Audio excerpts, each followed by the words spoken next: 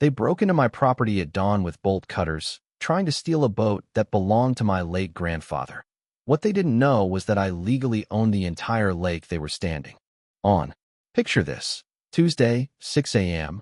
I'm peering through my kitchen window as Margaret Ellison, the HOA president who moved here 3 years ago, marches toward my dock with 2 board members and a sheriff's deputy, the morning mist draping Clearview Lake like a veil. The creak of 40-year-old dock planks echoes as they near my grandfather's 1985 cabin cruiser, Margaret brandishing a notice like a sword, demanding I remove my eyesore boat within 72 hours or face $500 daily fines. She's about to learn she's waged war on a Navy veteran who inherited far more than a boat. What would you do if an HOA tried to steal your family's legacy? Drop your worst HOA nightmare in the comments. Where are you watching from? I'm Nathaniel Brooks, 52, retired Navy engineer, and the biggest thorn in Margaret's side since she arrived at our serene Clearview Lake, 90 minutes west of Seattle, with her city slicker dreams and overblown ego. Clearview Lake, a 200-acre gem ringed by 47 homes, began as homesteads. My grandfather Raymond bought this worthless swamp in 1982 for $8,000. Chump change compared to Margaret's monthly spa bills. A carpenter, Raymond spent 2 summers building our cabin and dock with cedar planks that still smell like pine when the sun hits. He'd laugh about battling mosquitoes while hammering posts into the lake bed with sheer grit. Back then, neighbors helped each other, kids fished, and life was simple. Enter Margaret Ellison, real estate mogul and HOA tyrant, rolling in from Seattle in her Audi, aiming to turn our haven into an elite resort. She eyed my grandfather's boat like it was trash, declaring it a property value killer during our first meeting, her perfume thick enough to choke a bear. I showed her my boat's registration, dock permits from 1983, and Pine County surveys, all legit. Paperwork doesn't matter, she snapped, stomping like a toddler. We have standards. That's when I knew she wasn't just after my boat. She was testing how far she could push old-timers before we'd break. Her plan unfolded, formed in 2018 with Seattle Transplants. Her HOA aimed to harass original families into selling cheap for luxury flips. The Morrisons got fined for their garden. The Lopezes were cited for their kids' swing. But Navy vets like me don't fold, we dig in. That boat's my link to Raymond. Its tackle boxes holding his lures, the cabin smelling of diesel and his old leather vest. When her first complaint arrived, I crumpled it, knowing she'd underestimated me. The question wasn't if she'd force me to move my boat. It was what she'd do when she realized what she was really trying to steal. Margaret's first power grab came a week later at an HOA meeting time to exclude working families. I showed up, smelling of sweat from fixing Mrs. Carter's dock for free, while Margaret's Seattle cronies reeked of cologne. Her PowerPoint screamed entitlement. A beautification plan requiring $500 boat inspections, 20-year-old vessels needing costly upgrades, and a $2,000 annual fee to dock. Her charts boasted 30% value spikes in Tacoma and Olympia, but I'd done my homework. At Pine County Courthouse, buried in dusty files, I found her HOA's fatal flaw. Oregon law demands 67% homeowner approval for new fees, but her meeting had only 30 of 47 homes present. Worse, her 2018 HOA lacked signatures from 8 original homesteads, including mine, rendering it legally void. I stood, folder in hand, as fluorescence buzzed. Ms. Ellison, your authority to impose fees? Her smile wavered. The board controls standards, Mr. Brooks. No, I said, revealing documents.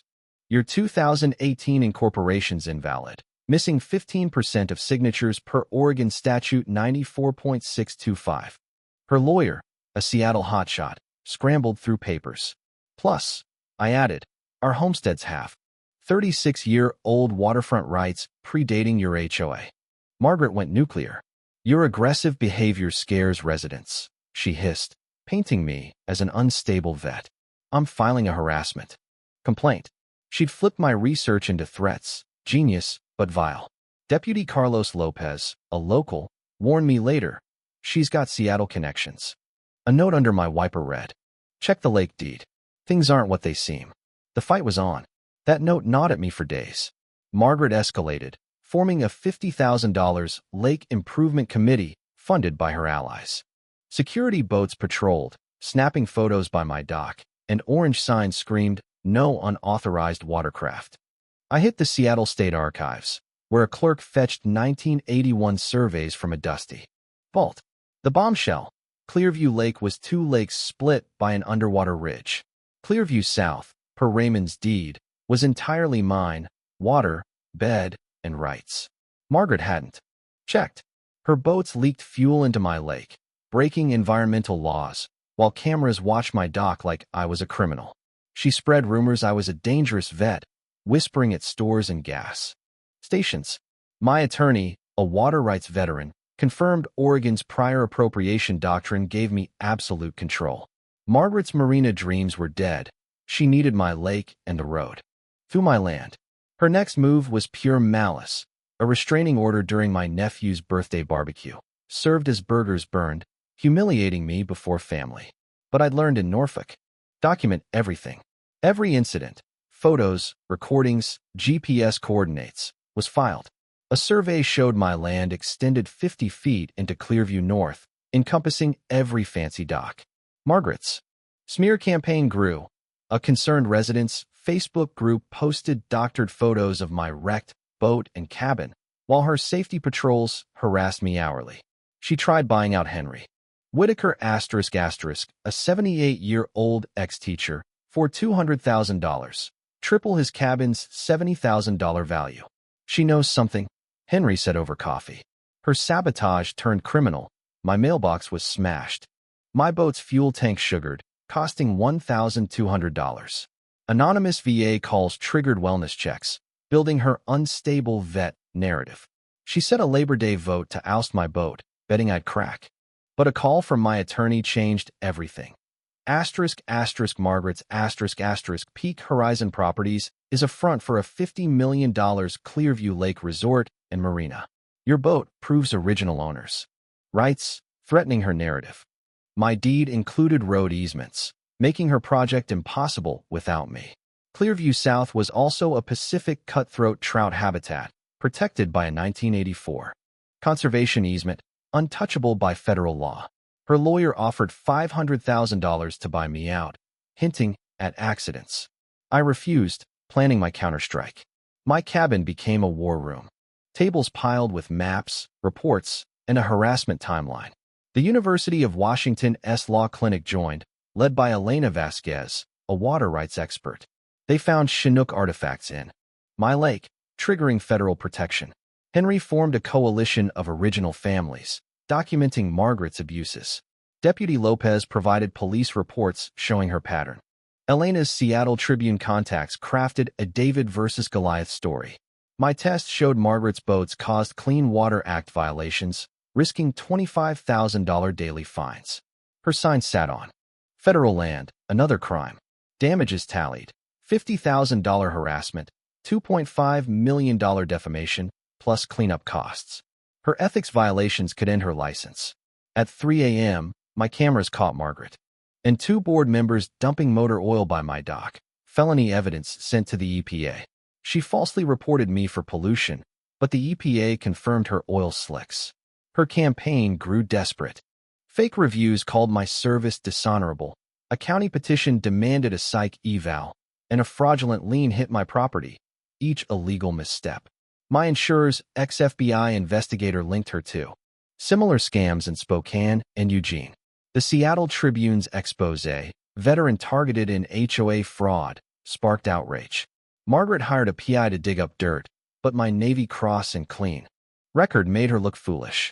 She tried bribing Lopez with $5,000 for a false arrest, recorded. The FBI opened a multi-state case against Peak Horizon. Her investors fled as headlines screamed fraud. Her assistant, Clara, turned whistleblower, revealing Margaret's orders to frame me. The Labor Day meeting was her downfall. 200 packed the Clearview Community Center, news, crews, federal agents, and residents buzzing.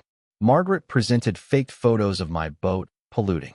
I stood, projecting Raymond's 1982 deed. I own Clearview South, I said. Your marina's on my land. Gasps erupted. Elena confirmed the deed, and Lopez arrested Margaret for bribery and fraud. The EPA announced her company's investigation for racketeering. I offered $1 lake access easements to locals and created the Raymond Brooks Wildlife Preserve, earning a standing ovation as Margaret was cuffed, her $50 million dream shattered. 6 months later, I'm on my dock, the lake golden, trout splashing, diesel fumes gone.